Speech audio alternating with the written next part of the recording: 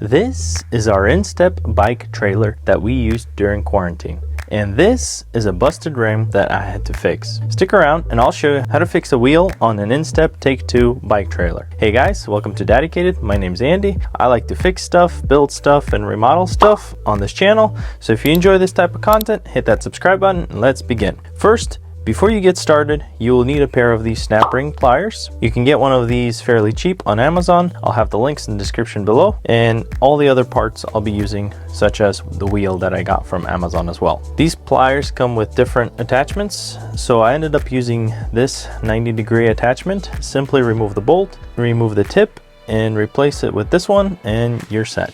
Next, place the trailer on its side so you can access the wheel. Behind the wheel there's this lever that you pull and that will release the wheel, and you take off the wheel from its position. Next, use these pliers and remove the snap ring. Put it aside because you will use it later. Then take the washer, the spring washer, and the spacer off the stem. Take off the cap using a flathead screwdriver and remove the stem. Next, take the stem and insert it into a new wheel. Then flip the wheel over and place the spacer back onto the stem.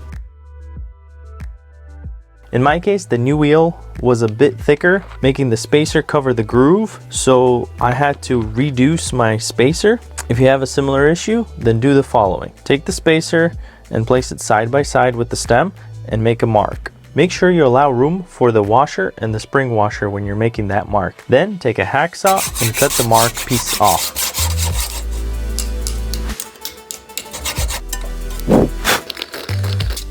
Deburr the rough edges and place it back on the stem. Then add the spring washer along with the washer. Take the snap ring and the pliers and put the snap ring back on it. You may want to use a flathead screwdriver to make sure you push it down and ensure that the snap ring sits in the groove to prevent any future failures. Once you do that, the wheel should be ready to go back into the trailer. Except I took it a step further and decided to add the reflector.